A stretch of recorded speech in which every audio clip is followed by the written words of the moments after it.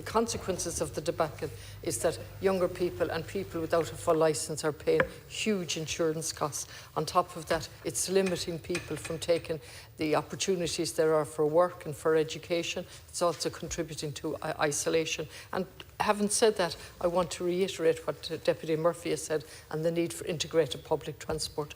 But today is about, I welcome the Minister's speech, I welcome that he's taken a hands-on approach, Minister, but I find it difficult to understand how this happened. I know we've had an independent review of the Road Safety Authority, and I know there are going to be changes, but it seems to me the Road Safety Authority have been shouting for quite some time that they hadn't enough staff. And like the Minister's speech today is taking pride in the fact that we sanctioned temporary drivers for a 2-year contract, and we've now sanctioned 200 permanent drivers. I have no idea how this couldn't have happened in a proactive manner.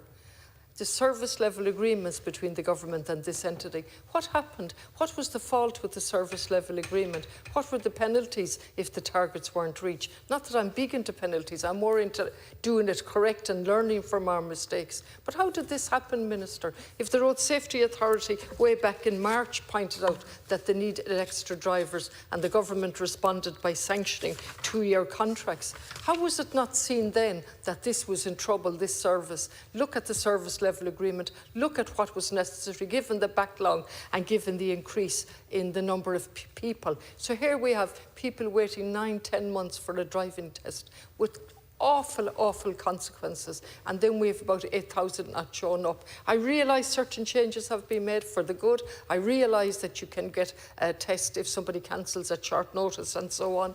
But again, this is a public service that should be done in a very positive way. It should be the good side of the public service, where trained people are given tests to enable people to be more independent. And instead of that, we're talking about a debacle. Finally, again, it's been raised by my colleague from Galway West in relation to the moving of the driving centre to Knocknacarra from West Side, and I'm asking for an assurance that that will go back to the West Side as soon as possible.